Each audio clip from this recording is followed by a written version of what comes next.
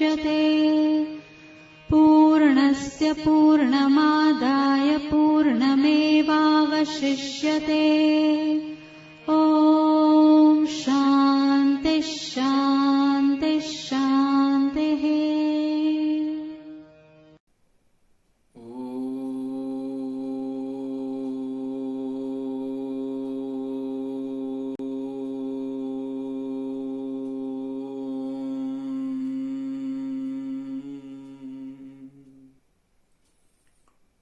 गङ्गातरङ्गरमणीयजटाकलापम्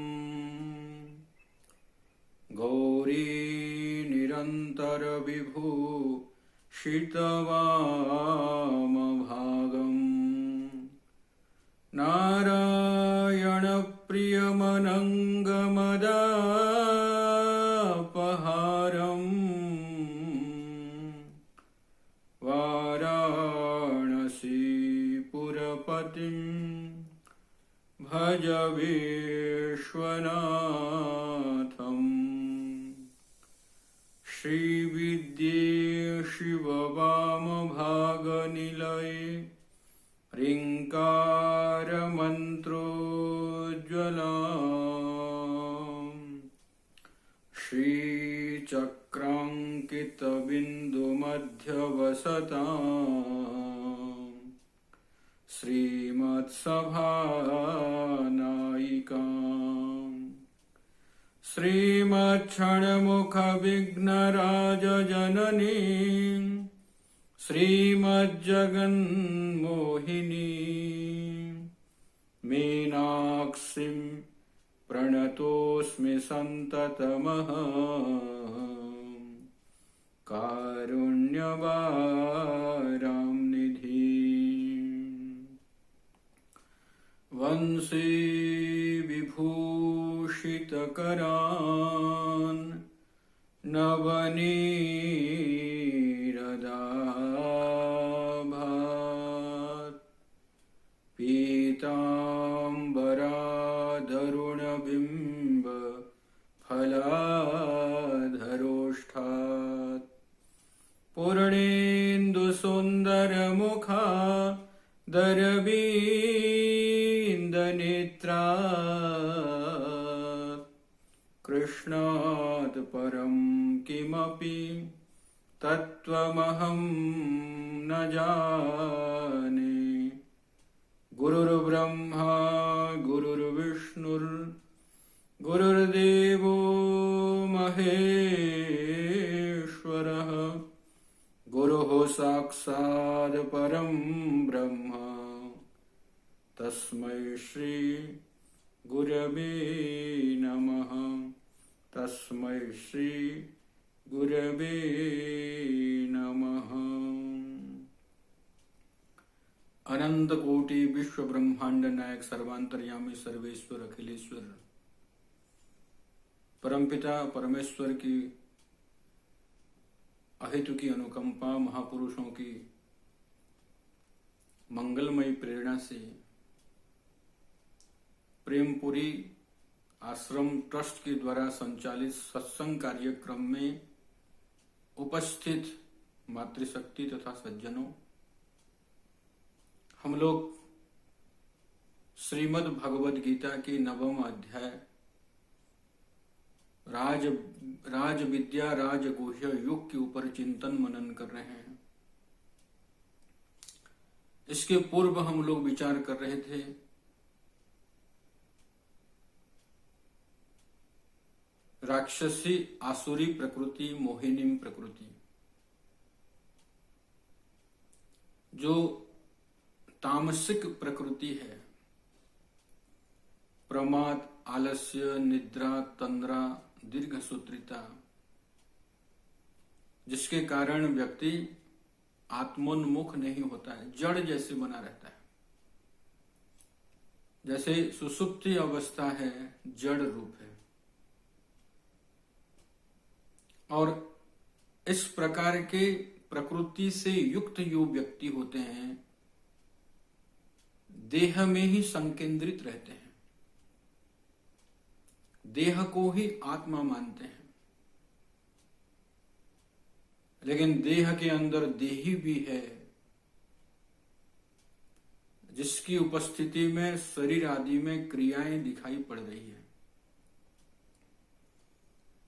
उसको वो समझ नहीं पाते हैं, स्थूल बुद्धि वाले हैं। इनसे थोड़ा ऊपर जो राजसी प्रकृति के हैं, असुसु इंद्रियेषु रमन्ते इति असुराः, स्वयं की स्वार्थ पूर्ति हो जाए, स्वयं सुखी हो जाए, इसमें ही दिन रात लगे हुए रहते हैं। और स्वयं तो सुखी रहेंगे, दूसरों के बारे में सोचते नहीं है।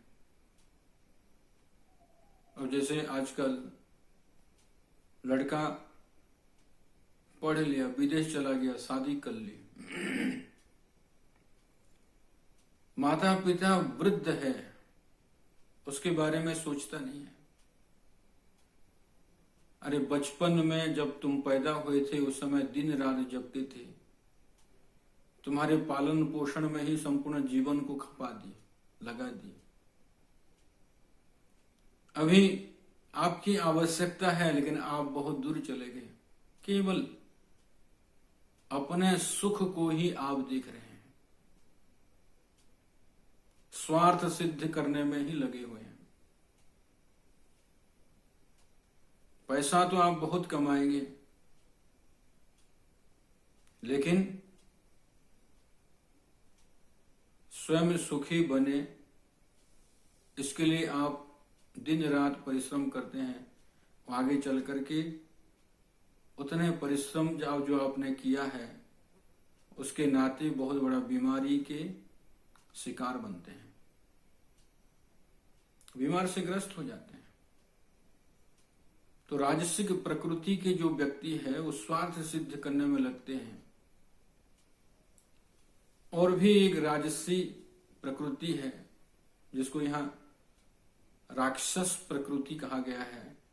दूसरों को सताने में, दूसरों को परेशानी में डालने में उनको आनंद आता है, सुख महसूस होता है। तो इसलिए इन दोनों से, तामसिक और जो राजसिक है, दोनों प्रकृतियों से भिन्न और एक प्रकृति यहां बताना चाहते हैं भगवान, दैवी प्रकृति, देवताओं से संबंधित है।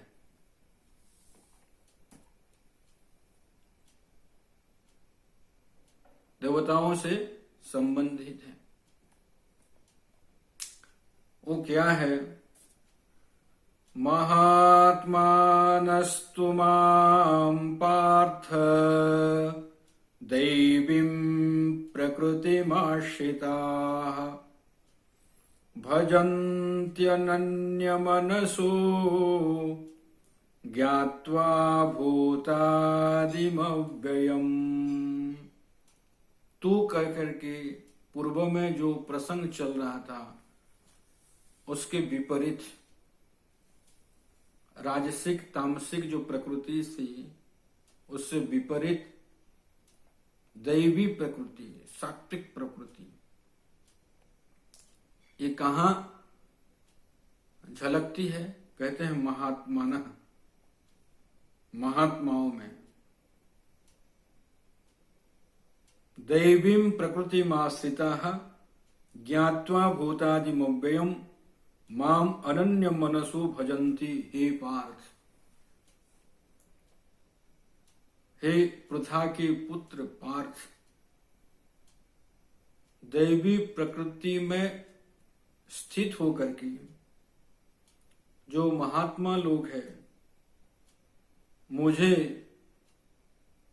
भूतों के आदि और अव्यय जान करके मेरे से भिन्न और कुछ है ही नहीं, ऐसे अनन्य भाव से मेरा भजन करते हैं।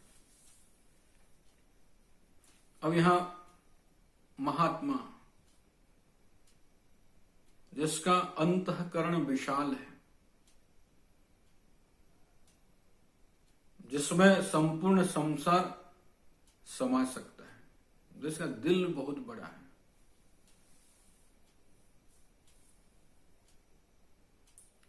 और क्षुद्र बुद्धि वाले होते हैं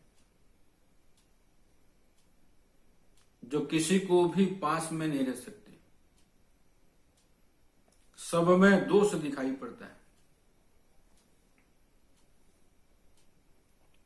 अच्छा, थोड़ा विचार करके देखो, गुण दोषमय तो परमात्मा स्वयं बनाए हैं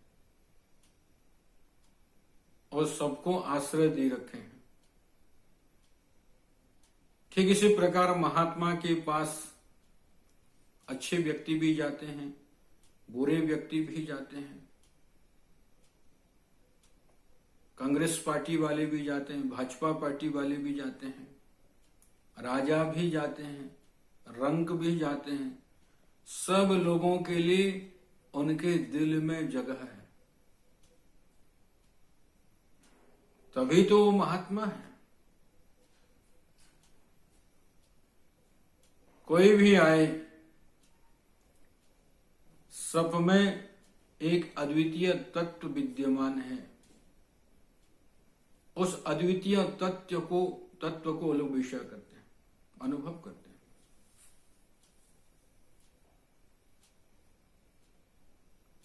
जैसे भगवान गीता में कहते हैं, विद्या विनय संपन्ने ब्रह्मणे गविहस्तिनि सुनिचैव स्वपाके च पंडिताः समदर्शिनः समम ब्रह्म। विद्या विनय संपन्न ब्राह्मण, पवित्रता से युक्त,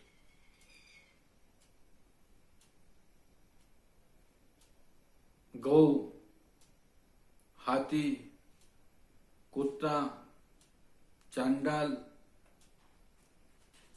इन सबके नाम रूप भिन्न भिन्न है, क्रिया भी भिन्न भिन्न है, खान पान भी भिन्न भिन्न है, व्यवहार अलग अलग है, लेकिन पंडिताः समदर्शिनः, जो आत्मज्ञानी व्यक्ति है, ब्रह्मविद है, सब में अपने स्वरूप को बोध करता है। मैं ही अनेक रूपों में दिखाई पड़ रहा हूं। अनेक रूप रूपाय विष्णवे प्रभविष्णवे, सर्वम विष्णुमयम जगत। तो जो महात्मा है, उनकी जो दृष्टि है वो कैसी है? दैवी प्रकृति से आश्रित है, सारे दैवीय गुण उसमें विद्यमान है। जैसे आप विचार कर सकते हैं, चिंतन कर सकते हैं, शम दम तितिक्षा उपरति श्रद्धा समाधान। मन नियंत्रित है, इंद्रियां नियंत्रित है, सुख दुख मान अपमान जो भी जीवन में आए उसको झेलने की सामर्थ्य है, सहन करने की सामर्थ्य है, तितिक्षा। उपरति, संसार को मिथ्या जान करके वहां से उपरत हो जाते हैं। श्रद्धा, गुरु वेदांत वाक्येषु विश्वासः, गुरु जो भी आदेश निर्देश आज्ञा देते हैं उसको दिलो जान से पालन करने वाले, शास्त्र जो भी कहते हैं उसको सहज स्वीकार करने वाले, और समाधान एकाग्र मन वाला, विवेक है, वैराग्य है, मुमुक्षुत्व है, दूसरे प्राणियों को देख करके जो दया करते हैं, भूखे को भोजन, प्यासे को पानी, रोगी को दवाई, अशिक्षित को शिक्षा, पतित के उत्थान, दया करते हैं। तो जो महात्मा होते हैं, महान आत्मा अंतःकरणम यस्य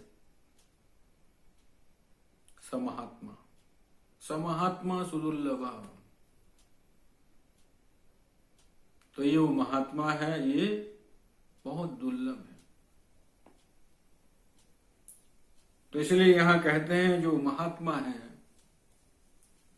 ये इनमें दैवीय गुण है, देवताओं में जो गुण है, ऐसे प्रकाशमान गुण इनके अंदर है।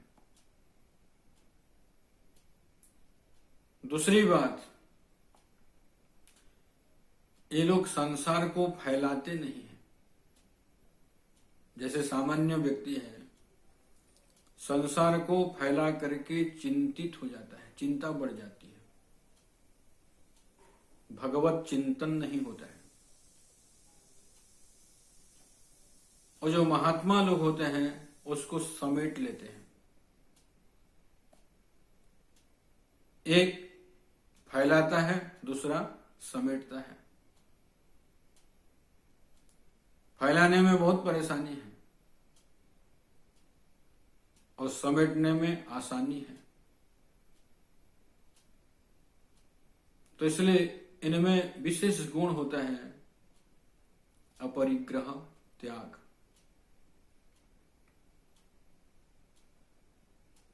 तो दैवी प्रकृति का आश्रय लेकर के माम भूतादिम अव्ययम ज्ञात्वा,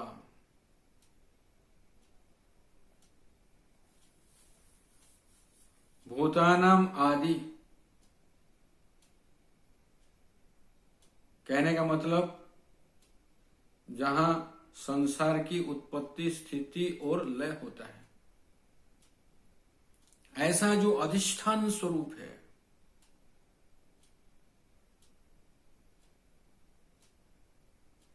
इस रूप से जान करके। दूसरी बात,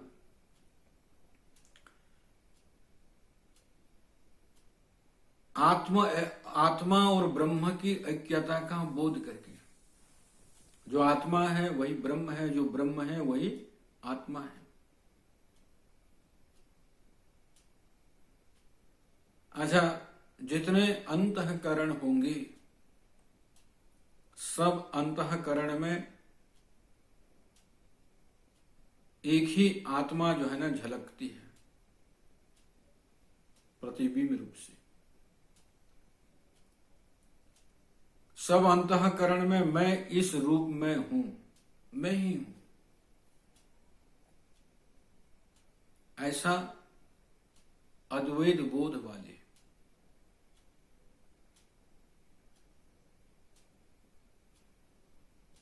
दूसरी बात कहते हैं अव्यय। देखो, संसार की उत्पत्ति होती है और लय भी होता है। अच्छा, संसार की उत्पत्ति होगी और लय होगा। जैसे आप कुछ मिट्टी लेकर के आए और उसमें से कुछ बर्तन बनाए मिट्टी के, तो कुछ मिट्टी कम हो जाएगी कि नहीं? कम होगी। एक थान कपड़ा लेकर के आ गए, उसमें से कुछ पैंट शर्ट कुछ ना कुछ बनाए, तो थान में कुछ कमी आ गई। तो ठीक इसी प्रकार परमात्मा में जो संसार उत्पन्न होता है और लय होता है, तो परमात्मा में भी तो कुछ कमी आती होगी। कहते हैं वो अव्यय है, उसमें कुछ व्यय नहीं होता है, कुछ कमी नहीं आती है, वो परिपूर्णतम है, परिपूर्ण है। अच्छा देखो, एक बार एक महात्मा भिक्षा मांगने के लिए गए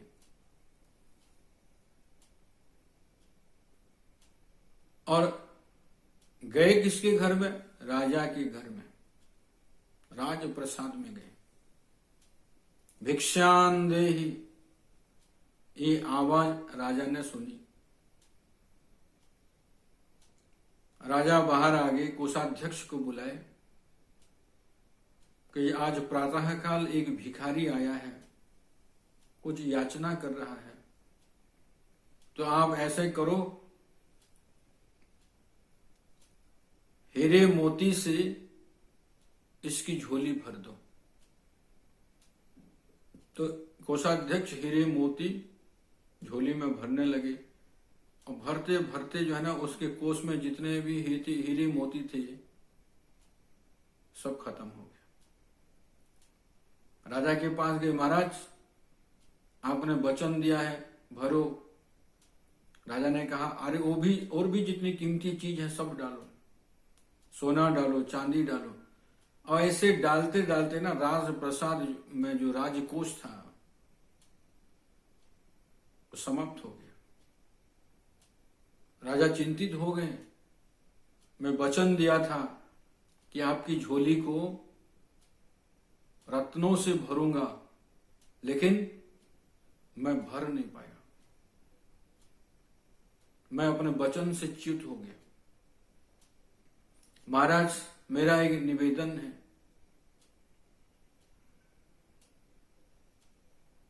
कि मैं बहुत सारी झोली देखा है, वो तो भर जाती है, लेकिन ये कौन सी झोली है जो भरती ही नहीं है। तो भिखारी मुस्कुराया और मुस्कुराते हुए राजा को उत्तर देता है कि हे राजन, ये जो झोली है ये मनुष्य का मन है, और इसमें जो कामना वासनाएं हैं ये कभी भी कम नहीं होती हैं, बढ़ती रहती है। कभी भी आप इसको भर नहीं सकते। एक कामना जाएगी, दूसरी कामना आएगी, अलग प्रकार की कामना आ जाएगी, लेकिन कामना कभी खत्म नहीं होती है। कामना से व्यक्ति कभी भरता नहीं है। तो राजा हाथ जोड़ दिए कि महाराज एक बात बताइए, ये झोली भरेगी कैसी? तो भिखारी ने कहा कि महाराज ये झोली केवल एक चीजों से भरती है, परमात्मा से। क्यों? परमात्मा परिपूर्णतम है, वहां अपूर्ण है ही नहीं, वहां कुछ जोड़ नहीं है, कुछ घाटा नहीं है, कोई जोड़ भी नहीं सकता, कोई कुछ हटा भी नहीं सकता। ऐसा जो तत्व है वो परमात्मा तत्व है। उस तत्व को जान करके ज्ञात्वा भूतादिम अव्ययम, भूतों के आदि है और अव्यय स्वरूप है, ऐसा जान करके अनन्य मनसो माम भजन्ति, मैं परमात्मा से भिन्न नहीं हूं। देखो, जो द्वैत दर्शन है, परमात्मा को भिन्न रूप से भजन करते हैं। परमात्मा स्वामी है और मैं सेवक हूं। परमात्मा उपास्य है, मैं उपासक हूं। भेदभाव से भजन करते हैं। और यहां भगवान कहते हैं अभेद रूप से भजन करो, न अन्य इति अनन्य। देखो, जो अन्य भी आपको दिखाई पड़ रहा है ये अविद्या के कारण, अविद्या के कारण भिन्न भिन्न दिखाई पड़ रहा है, अनेकता दिखाई पड़ रही है, विविधता दिखाई पड़ रही है। विषमता नजर आ रही है अविद्या के कारण। और जब ज्ञान होगा तो आपको बोध होगा कि जो अनेकता दिखाई पड़ रही थी सचमुच में वो है ही नहीं, वो जो वहां है ही नहीं।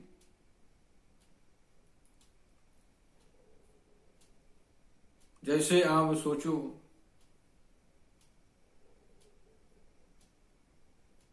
आप घड़े को देखते हैं। घड़ा क्या है? घड़ा नाम है और उसका एक रूप है, आकार है। अच्छा, विचार करो, मिट्टी से आप उस घड़े को हटा सकते हैं कि नहीं? नहीं हटा सकते, क्योंकि वो मिट्टी ही है। मिट्टी से यदि वो भिन्न होता तो आप उसको हटा सकते थे। तो जिस समय आप नाम रूप का प्रयोग करते हैं उस समय भी आप मिट्टी को ही देख रहे हैं। मिट्टी के सिवा वहां दूसरा कुछ है ही नहीं।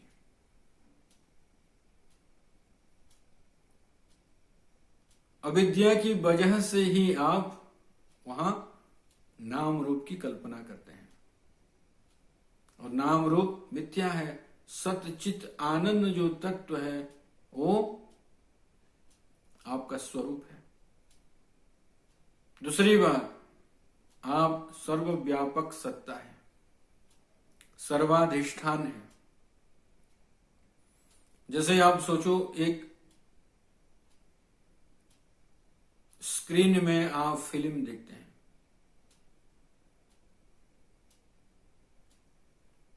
और वहां गांव दिखाई पड़ता है, शहर दिखाई पड़ता है, खेत खलिहान दिखाई पड़ती है, पहाड़ दिखाई पड़ते हैं, नदी नाले दिखाई पड़ते हैं, अनेक प्रकार के जीव जंतु दिखाई पड़ते हैं, हीरो दिखाई पड़ता है, विलियन दिखाई पड़ता है। वो आते हैं और चले जाते हैं, लेकिन स्क्रीन तो वही के वही है।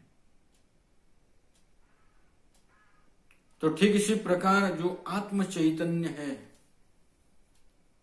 उस आत्म चैतन्य में संसार दिखाई पड़ता है। और संसार कैसे है? संसरति इति संसारः, जगत गच्छति इति जगत। जो चलते रहते हैं, चलते रहते हैं, एक जगह पे जो टिकते ही नहीं है। लेकिन विवेक नहीं करने से हम लोगों को ऐसा लगता है कि ये तो टिका हुआ है, सब परिवर्तन हो रहा है। उस परिवर्तन के जो साक्षी है आप स्वयं, आप अद्वैत स्वरूप हैं, असंग हैं,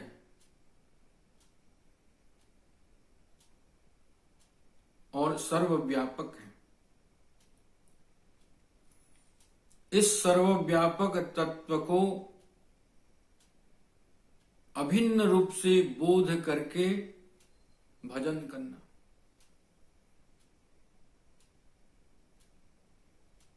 देखो, अलग अलग प्रकार से भजन होता है। जो द्वैत के चिंतन करने वाले वो भी भजन करते हैं, भगवान के नाम लेते हैं। चैतन्य महाप्रभु के एक शिष्य थे, वो हरे राम राम राम हरे हरे, हरे कृष्ण कृष्ण कृष्ण हरे हरे, इस नाम का जप जो है करते रहते थे। और जप करते करते उनकी जो जिह्वा थी ना, हर समय हिलती रहती थी। हरे कृष्ण कृष्ण कृष्ण हरे हरे, हरे राम राम राम हरे हरे। तो लेट्रिन में भी जब वो बैठे रहते हैं तब भी भगवान का नाम चलता रहता था।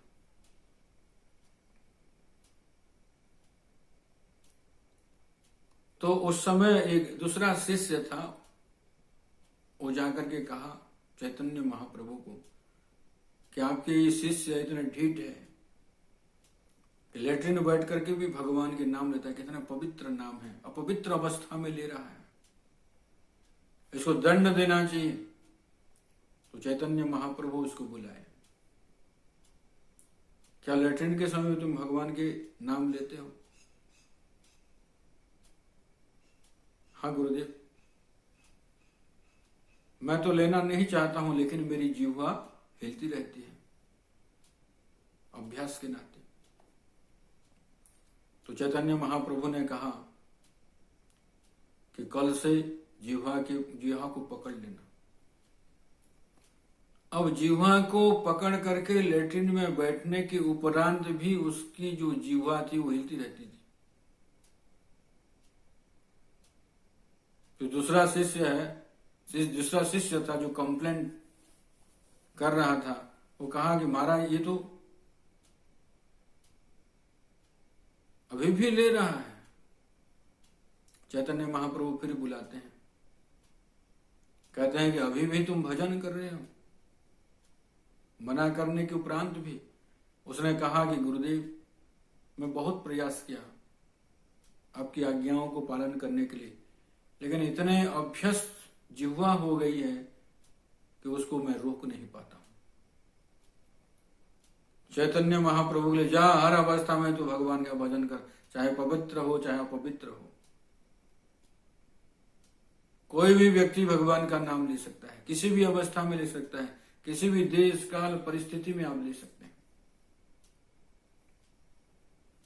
तो जो द्वैत दर्शन है वो भी भगवान का नाम लेते हैं, भगवान के सिवा दूसरा किसी के नाम नहीं लेते।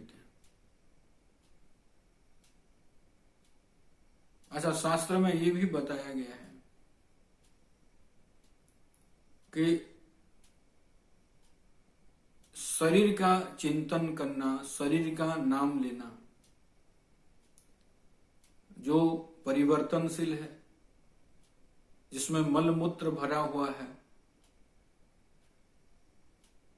जिसमें पसीना छूटता रहता है, दुर्गंधी ही दुर्गंधी है, उसका यदि आप चिंतन करेंगे, उसका यदि नाम लेंगे तो उसके गुण धर्म आप में आ जाएंगे। इसलिए महापुरुष लोग कहते हैं कि भगवान के नाम लो, क्योंकि उनका जो शरीर है चिन्मय शरीर है। तो आप भी चिन्मय हो जाएंगे। लेकिन यहां अद्वैत परख जो अर्थ है वही यहां किया जा रहा है। कहते हैं जो महात्मा लोग हैं वो मेरा भजन करते हैं। देखो, महात्मा लोग दिन रात भजन करते हैं, और हम लोगों को भजन के लिए कोई कहेगा तो आज तो मेरे पास समय नहीं है, फिर कभी देखेंगे, टालने के लिए प्रयास करते हैं। और उनमें सहज सिद्ध है, सहज भजन कर, अभ्यास करते करते उनमें सहज भजन शुरू हो जाता है।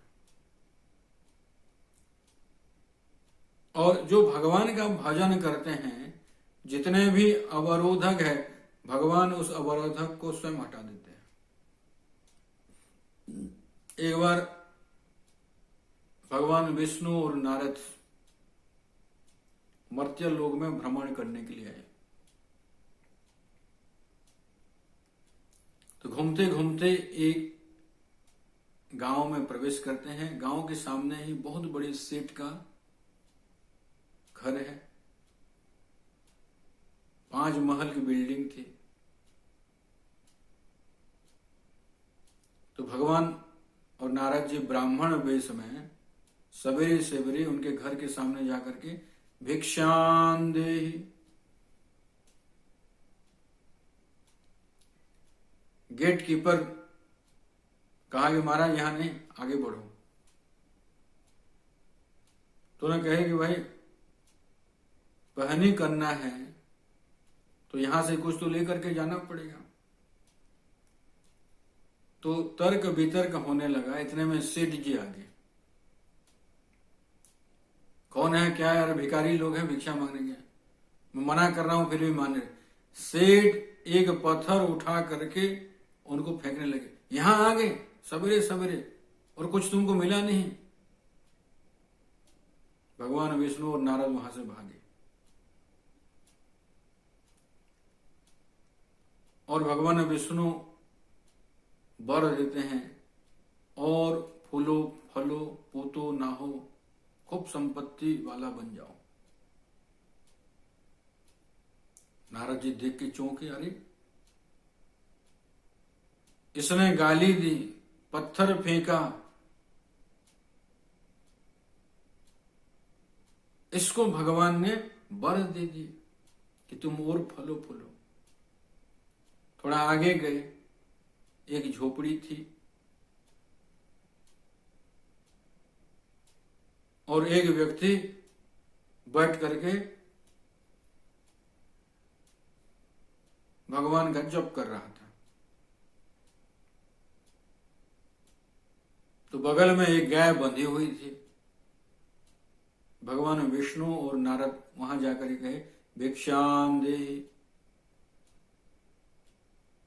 तो जो भक्त था हाथ जोड़ लिया, महाराज आज सवेरे सवेरे आपके दर्शन करके मैं पवित्र हो गया, अंदर आइए, इस भिखारी की कुटिया को पवित्र करिए। बहुत प्रेम से अंदर में ले करके बैठाता है। कहता, महाराज मैं आपको ताजा दूध पिलाता हूं। और तुरंत दौड़ करके गया, गाय से दूध दोहन करके ले करके आता है, गर्म करता है और भगवान को पवाता है। और वहां से जब भगवान विष्णु और नारद हटे तो भगवान विष्णु उनको कहते हैं, तुम्हारी गाय मर जाए। नारद जी हैरान होकर के पूछते, अरे गाली गलौज देने वालों को आप कहा कि फलो फूलो, और जो आपको आदर दिया, दूध पिलाया, प्रेम दिया, उसको आप कहते हैं क्योंकि उसका तो एक ही आश्रय है, उसी को भी आपने नष्ट कर दिया। भगवान कहे, ये तो मेरा चमत्कार है नारद। नारद जी ने कहा कि प्रभु मैं समझा नहीं। तो भगवान ने कहा, देखो ये मेरा भजन जरूर करता है, लेकिन कभी कभी जो है ना बीच में रुक जाता है। गाय को खिलाना पिलाना, नहलाना, दूध दहना, घुमाना फिराना, और इसी में भी समय चला जाता है। तो अव्यावृत भजन उसका नहीं हो रहा है, अखंडित भजन नहीं हो रहा है, बीच में भजन खंडित हो जाता है। अब ये गाय जब चली जाएगी तो उसका केवल एक ही आश्रय में बनूंगा, वो मेरा ही भजन करेगा, मेरे लिए ही जिएगा। उसमें जो अवरोधक था, उस अवरोधक को हटते ही मेरा भजन करेगा और वो मुक्त हो जाएगा। जो जिस रूप से मुझे भजन करता है उस रूप से मैं उसको प्राप्त होता हूं।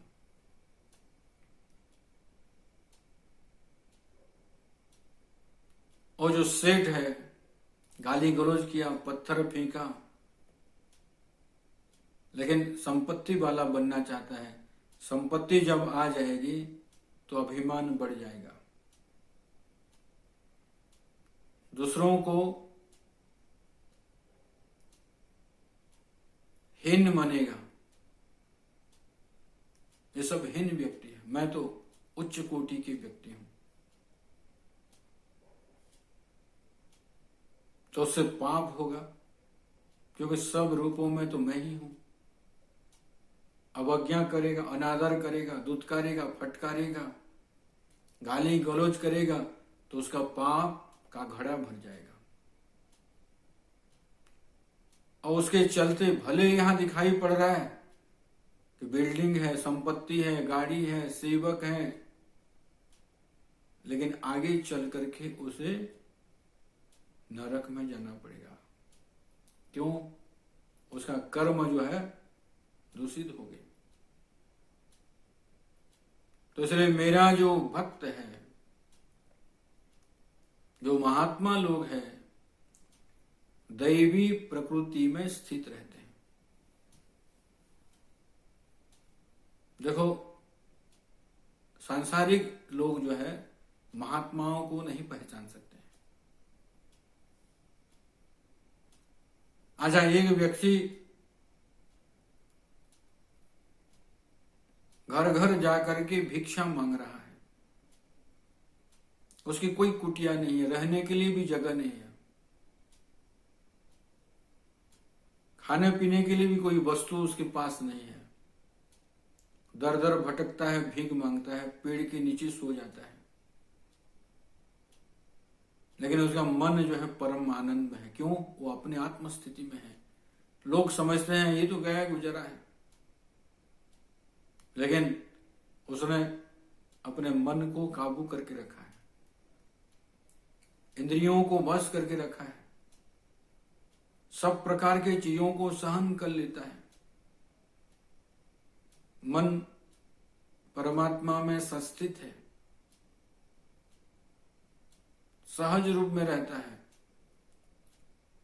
उसकी प्रसन्नता का कोई ठिकाना नहीं है, मस्त मौला है। और एक व्यक्ति 5 स्टार मकान में रहता है,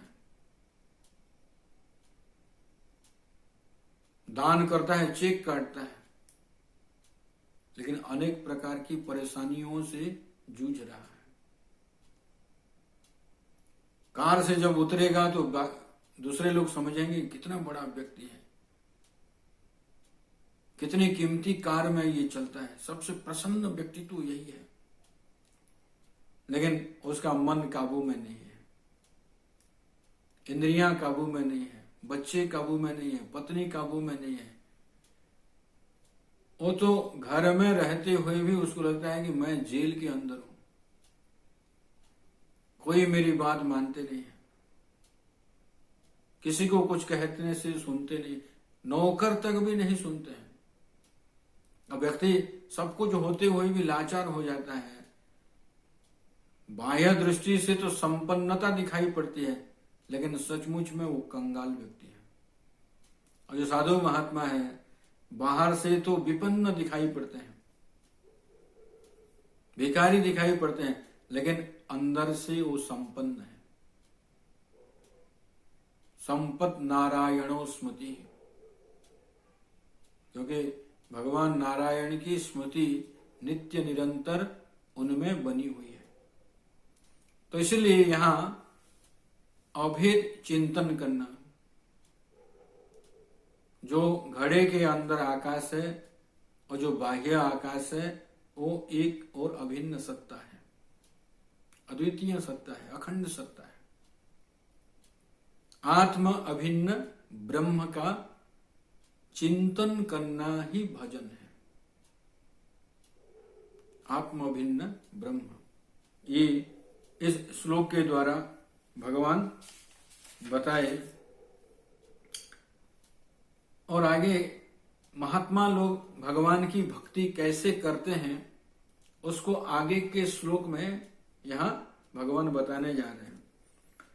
सततं कीर्तयन्तो मां यतन्तश्च दृढव्रताः नमस्यन्तश्च मां भक्त्या नित्ययुक्ता उपासति। सततं कीर्तयन्त यतन्तः दृढव्रताः नमस्यन्तश्च मां भक्त्या नित्ययुक्ता उपासति। भगवान कहते हैं दृढ़ व्रती है, वो सतत कीर्तन करते हैं, नित्य निरंतर चिंतन करते हैं, और उसमें यत्न भी करते रहते हैं, प्रयत्न करते रहते हैं। यदि कोई ब्रह्म विषयक चिंतन में शंका संदेह उत्पन्न हो जाए तो उसका मोचन करने के लिए प्रयास करते हैं, महापुरुषों के पास जाकर के समाधान करते हैं, यत्न करते हैं। दृढ़ व्रता और वो समदम तितिक्षा उपरति आदि जो गुण है उसमें वो दृढ़ व्रती है, उसको त्याग नहीं करते हैं। नमस्यन्तश्च माम भक्त्या, और मुझे वो जो हृदय के अंदर बैठा हुआ आत्म तत्व है, यही जो प्रत्येक आत्मा है, यही मैं हूं, मैं ब्रह्म हूं, इस प्रकार का अभेद चिंतन करना भी नमस्कार है। नित्य युक्ता उपासते, और नित्य निरंतर परमात्मा में युक्त रहते हैं। इसी प्रकार यहां भगवान बताना चाहते हैं, कहते हैं कीर्तयंत। यहां कीर्ति शब्द का जो अर्थ है महिमा का वर्णन करना। भगवान की जो महिमा है कि परमात्मा से ही, ब्रह्म से ही उत्पत्ति, स्थिति और लय होता है। ब्रह्म सर्वव्यापक है, सबको न्याय देने वाले हैं, सबको उचित समय पर कर्म फल देने वाले हैं,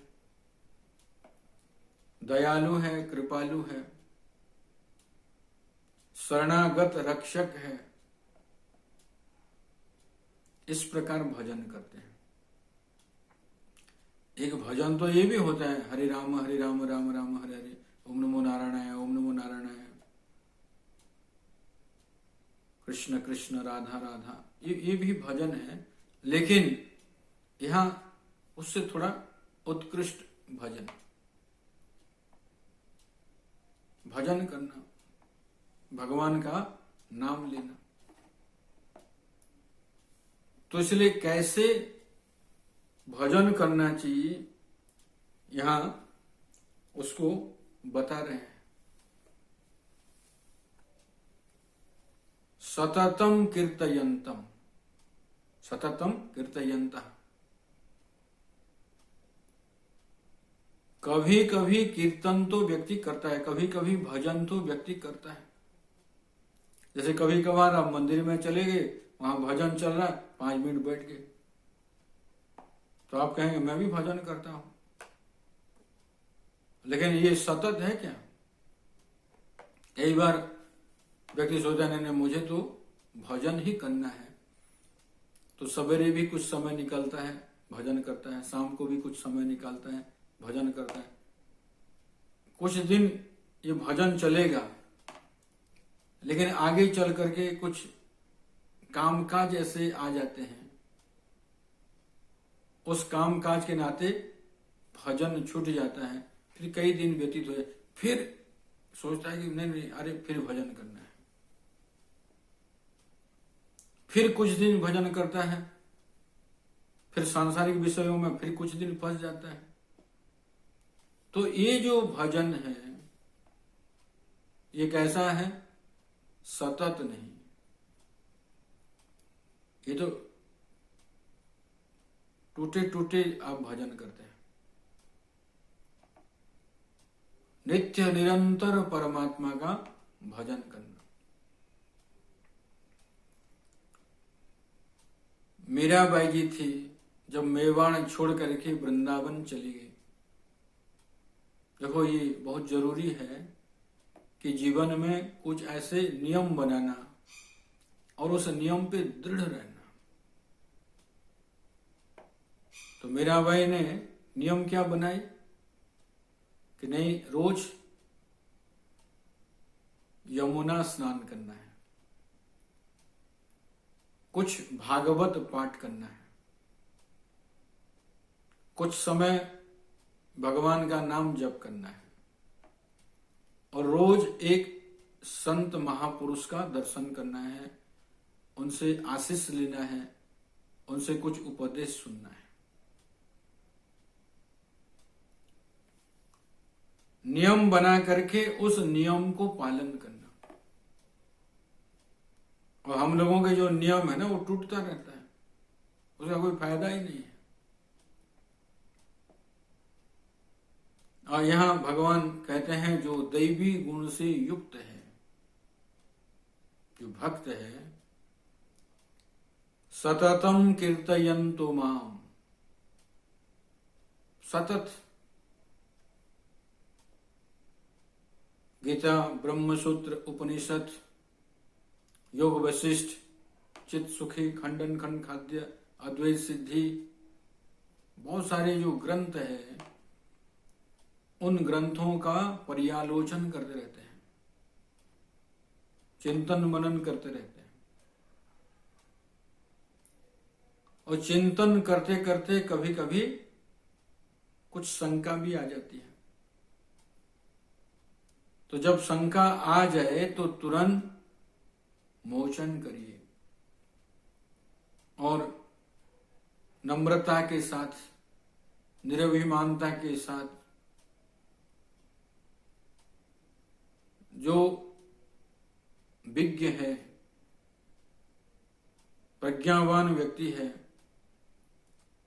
ऐसे लोगों के चरण सेवन करके प्यार से, नम्रता से आप अपने प्रश्न को रखिए और उसका उत्तर प्राप्त करके पुनः भजन करिए। भगवान की महिमा है कि संसार भले मिट जाए, परमात्मा जस के तस रहते हैं। जैसे आप रज्जु में सर्प देखे, प्रकाश आते ही सर्प मिट गया। सर्प यदि मिट जाएगा तो रस्सी मिटेगी कि नहीं? रस्सी तो जस के तस रहती है। तो इसलिए जिसकी उपस्थिति में वाणी बोलती है, आंख देखती है, मन मनन करता है, बुद्धि निश्चय करती है, वो जो तत्व है, सर्वव्यापक सत्ता है, उस सत्ता को आप अनुभव करो कि सबके अंदर और बाहर में ही परिपूर्ण हूं। सबाह्य व्यंतरो अजः, एक ही अजन्मा तत्व बाहर और अंदर परिपूर्ण है। अच्छा, बीच में शरीर आ जाएगा तो कटेगा कि नहीं? नहीं कटता है। जैसे घर बनाएंगे तो आकाश टूटेगा कि नहीं टूटेगा? आकाश टूटता नहीं, क्योंकि निर्वय तत्व है, अखंड तत्व है। ठीक इसी प्रकार उस अखंडता को बोध करिए। मैं ही सबके अंदर बाहर परिपूर्ण है, मेरे सिवा दूसरा कुछ है ही नहीं। इस प्रकार सतत चिंतन करने वाले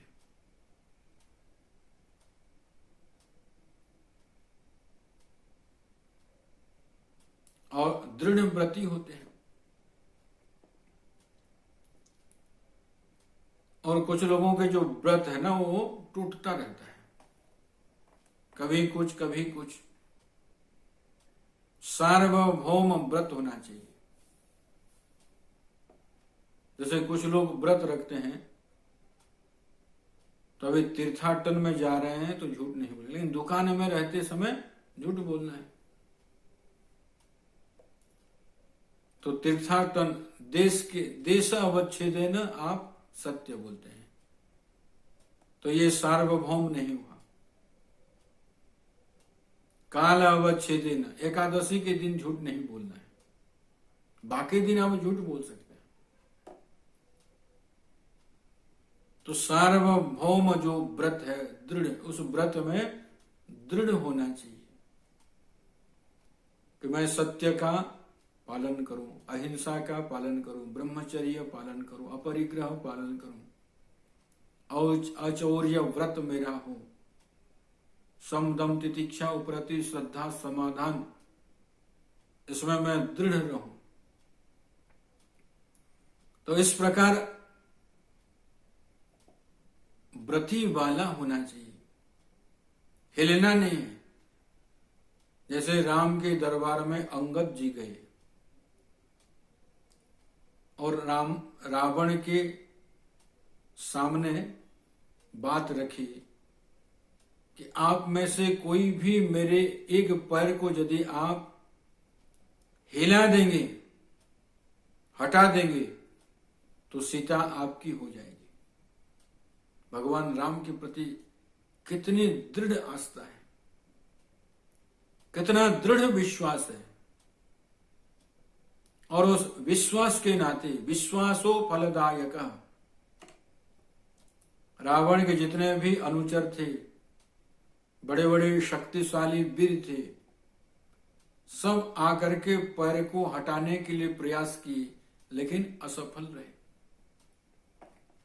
रावण स्वयं आता है और उस पैर को जब स्पर्श करने के लिए जा रहा था, अंगद अपने पैर को हटा लेते हैं। अरे कहते हैं ये दास के पैर को क्यों स्पर्श करता है? छूना है तो स्वामी के स्पर्श पैर को छुओ, ताकि तुम्हारी मुक्ति हो जाएगी। दृढ़, अपने व्रत में दृढ़ होना चाहिए व्यक्ति को। सततम कीर्तयन्तो माम यतन्तश्च दृढ़व्रताः नमस्यन्त्यस्य माम भक्त्या माम नमस्यन्तः, मुझे नमस्कार करते हैं। कहने का मतलब हृदय के अंदर जो आत्म तत्व है उसको बोध करना। मैं शरीर नहीं हूं, इंद्रिय नहीं हूं, मन नहीं हूं, बुद्धि नहीं हूं, चित्त अहंकार नहीं हूं, मैं सबका प्रकाशक हूं, इन सबके मैं साक्षी हूं और सर्वव्यापक हूं। इस प्रकार अनुभव करना, यही तो नमस्कार है। दूसरी बात,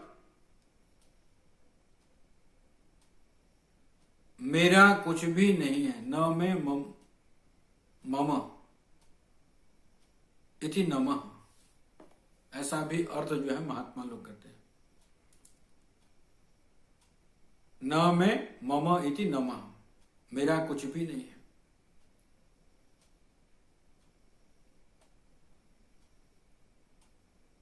तो जो विरक्त साधक लोग होते हैं, मेरा कुछ भी नहीं है, ये उनका नमस्कार है। और जो वैष्णव लोग होते हैं, सब कुछ मेरे हैं। क्यों? जित देखूं तित श्याममयी है। और मैं श्याम का उपासक हूं। तो जैसे श्याम मेरे हैं और सब रूपों में श्याम जब प्रतिभान हो रहे हैं, तो सब मेरे हैं, मेरे। इस प्रकार वो नमस्कार करते हैं। जो वैष्णव साधक होते हैं ना, वो अपने आप को दासानुदास मानते हैं। मैं बहुत छोटा व्यक्ति हूं, मैं अधम व्यक्ति हूं, इस प्रकार भाव बनाते हैं वैष्णव संत लोग।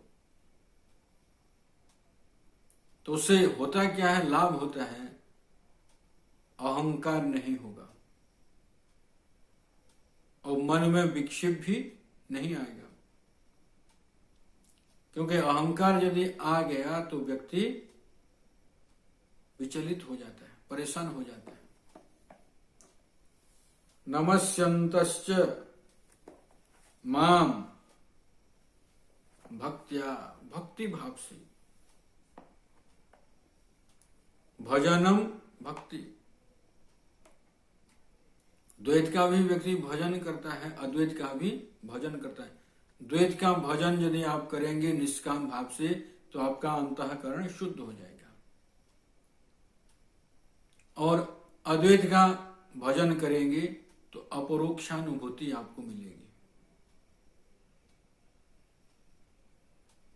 नित्य युक्ता उपासते, देखो ये बहुत सूत्रात्मक है, नित्य युक्त है।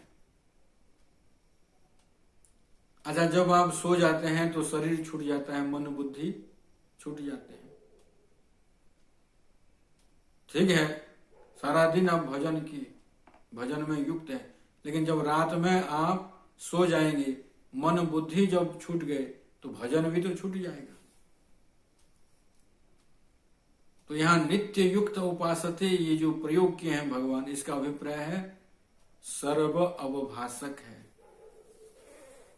जागृत को भी प्रकाशित करने वाले, स्वप्न को भी प्रकाशित करने वाले, सुसुप्ति को प्रकाशित करने वाले आप जो है ज्ञान स्वरूप है। इस रूप से चिंतन करना, मैं ही सच्चिद आनंद स्वरूप हूं, इसी बात को यहां जोर दे करके भगवान कहते हैं, क्योंकि आप ही सब में है। जो अहंकारात्मिका वृत्ति है, उसमें जो चेतन प्रतिफलित होता है, उस चेतन के जो लक्ष्यार्थ है वो आप है। जो कितने विलक्षण बात भगवान कहते हैं, और वो नित्य युक्त है।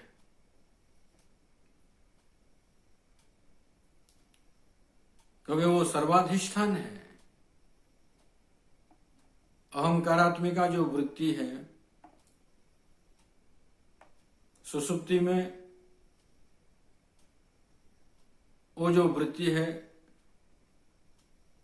वो नहीं रहती है, अविद्या वृत्ति रहती है। तो कहने का अभिप्राय, उस वृत्ति में प्रतिफलित जो चैतन्य है, उस चैतन्य के द्वारा उपलक्षित जो आत्म तत्व है, वो मैं हूं, ऐसा जब आप चिंतन करते हैं अथवा उसमें प्रतिष्ठित रहते हैं, तब जाकर के नित्य युक्त आप होंगे। नहीं तो आप शास्त्र पढ़ते समय तो युक्त हैं, चिंतन करते समय तो युक्त है भगवान के साथ, लेकिन जब आप सो जाएंगे तो जो भगवान का वो चिंतन कर रहे थे, मन कल्पित जो वृत्ति बन रही थी, सुसुप्ति अवस्था में वो वृत्ति नहीं बनेगी, तो नित्य युक्त आप कैसे हुए? तो यहां अद्वैत परग अर्थ लेना पड़ेगा, ताकि जो आपके शरीर, इंद्रियां, मन, बुद्धि, चित्त, अहंकार के साक्षी है, वो सबके साक्षी है। क्यों? क्योंकि सर्वाधिष्ठान है, सबके एक ही स्वरूप है, तभी तो अद्वैत सिद्धि होगी। वो एक है और अद्वैत रूप है। आगे यहां बताएंगे किस किस प्रकार से उसकी उपासना की जा सकती है, और उपासना किस प्रकार से भक्त लोग करते हैं, ज्ञानी लोग करते हैं, उसको आगे के श्लोक में बताएंगे, जिसका विचार हम लोग पुनः कल करेंगे। ओम पूर्णमदः पूर्णमिदं पूर्णात् पूर्णमुदच्यते पूर्णस्य पूर्णमादाय पूर्णमेवावशिष्यते। ओम शांति शांति शांति। बोलो सच्चिदानंद भगवान की जय।